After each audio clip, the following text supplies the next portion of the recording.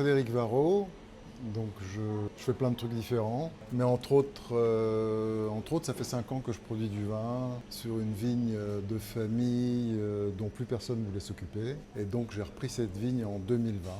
Et maintenant, ça fait donc 5 ans que j'ai commencé cette aventure. Au début, muni d'un seul sécateur. Et puis là, j'ai pas beaucoup plus de matos parce que finalement, c'est un paysan du coin qui est en bio, ce qui est une bonne idée d'ailleurs, et qui s'occupe des traitements.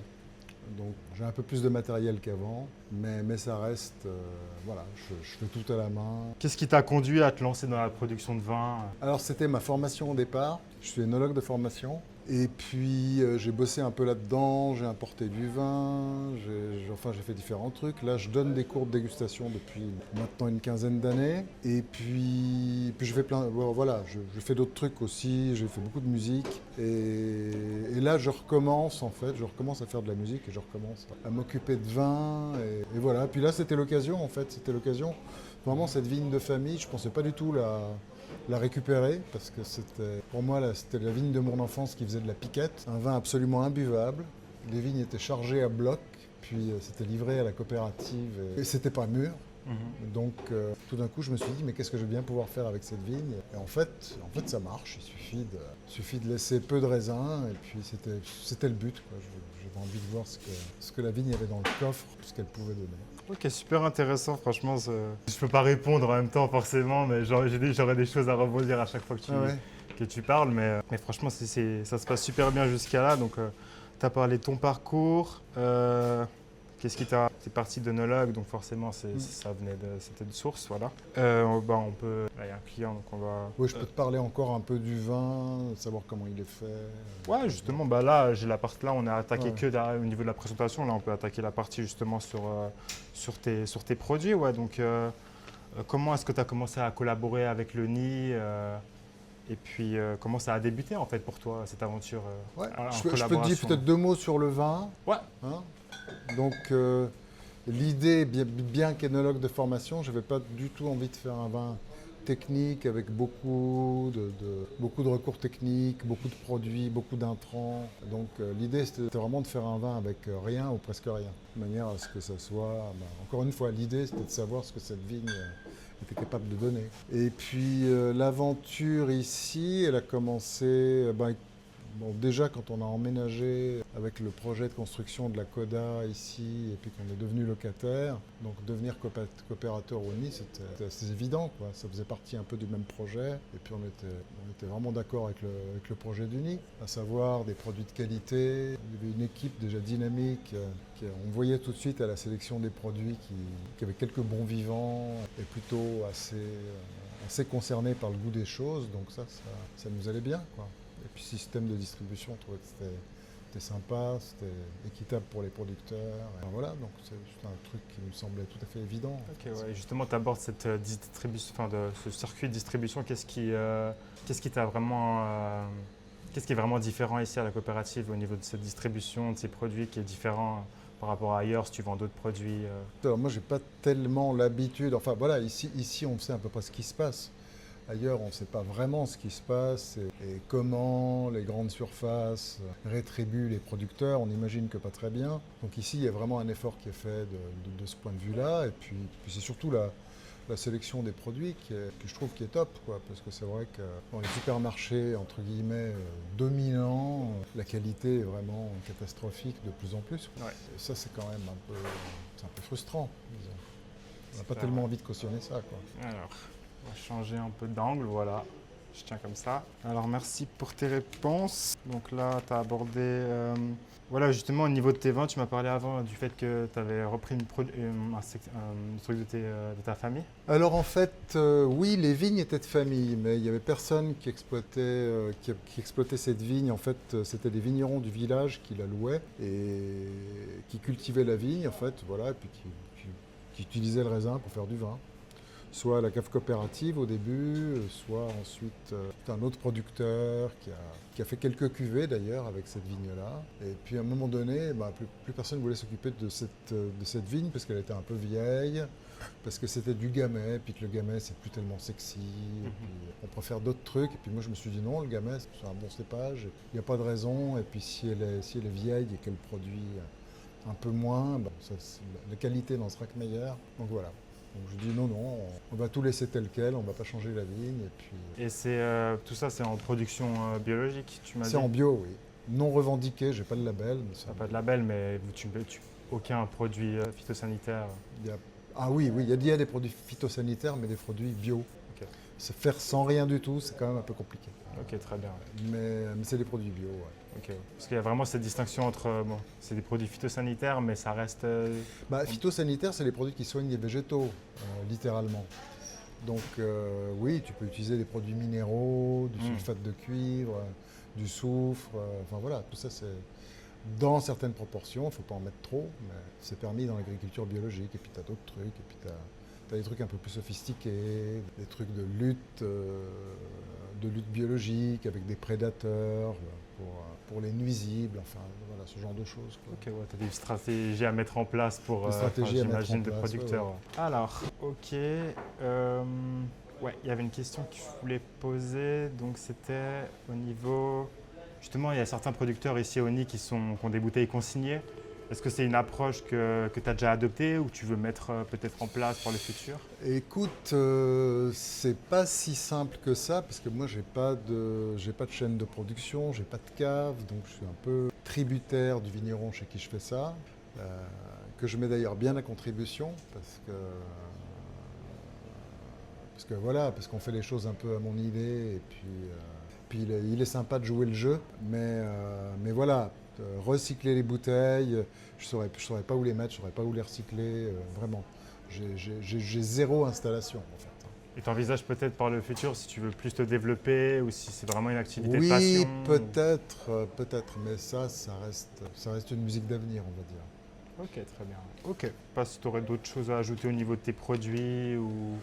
Non, si ce n'est que voilà, il y avait la cuvée Vieille Vigne qui était au nid déjà depuis quelques temps. Donc pour l'instant, elle est absente et puis elle va peut-être revenir en septembre, j'imagine. Et puis d'ici là, avec un peu de chance, cet été, il y aura la cuvée 2021 avec laquelle j'ai fait un plus petit vin.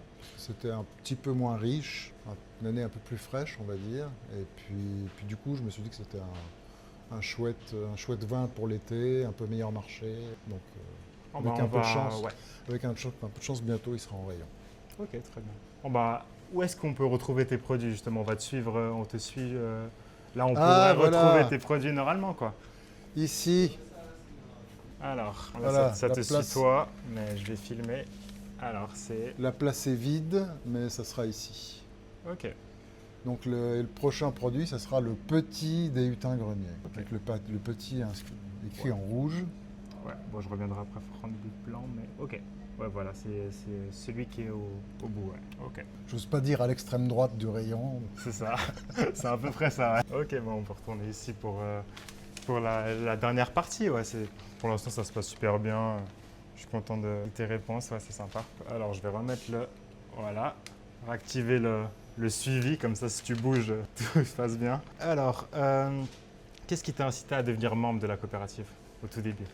Écoute, comme je t'ai dit, ça nous semblait assez évident, quoi. On avait envie de soutenir le projet et puis de faire partie du truc, quoi. Donc voilà, ça nous semblait tout à fait logique et aller dans le sens de ce qu'on pense et puis de la façon dont on a envie de consommer. Et puis c'est vrai que si tout le monde consommait de manière assez précise et cohérente, je pense que les choses iraient quand même mieux. On a un terrible pouvoir en consommant d'une manière ou d'une autre. Donc c'est peut-être un pouvoir de faire changer les choses.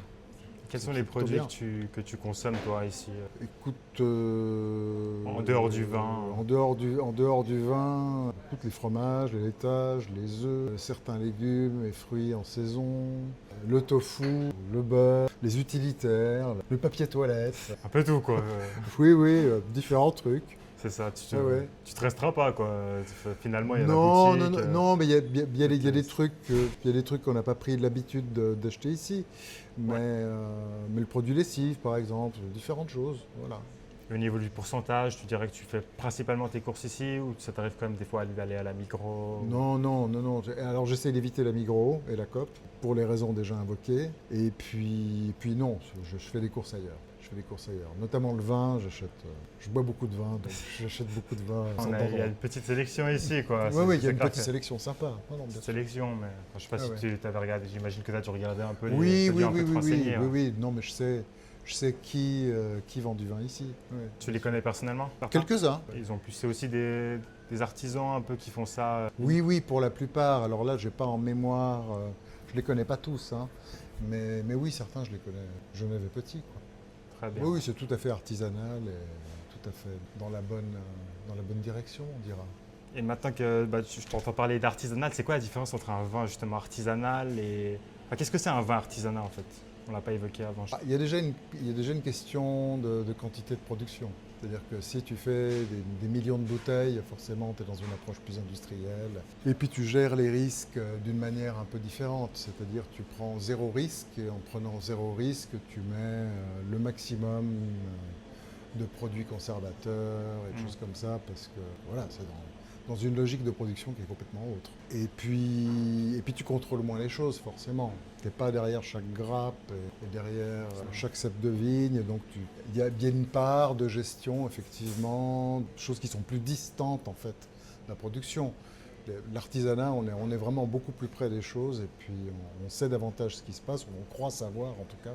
Et puis ça nous permet d'être, à mon sens, l'idée c'est d'intervenir moins. Alors ça, on sort de l'idée de l'artisanat, mais l'idée d'intervenir moins, puis d'intervenir seulement à bon escient, ça me semble bien. Mais enfin bon, voilà, je fais un parallèle, peut-être pas avec tous les artisanats, parce qu'il y a des artisanats qui sont très, très précis et très sophistiqués.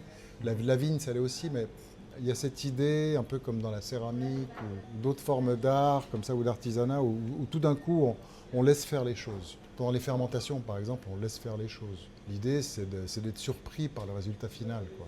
Et ça, je trouve que c'est un des côtés passionnants, quoi. Ça arrive souvent que tu sois surpris, même si ça fait des années que j'imagine que tu fais ça.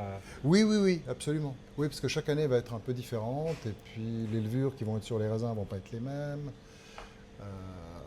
Ça ne va pas fermenter de la même façon, ça ne va pas donner forcément les mêmes arômes. Et puis, mais quand même, au bout de 4-5 ans, là, je finis par trouver un peu, puis je ne suis pas le seul, un peu une identité à ce vin finalement. L'idée, c'était aussi ça, c'était de faire un vin avec une identité, pas un vin techniquement irréprochable, mais plutôt un vin avec une identité, un vin qui a un truc à raconter.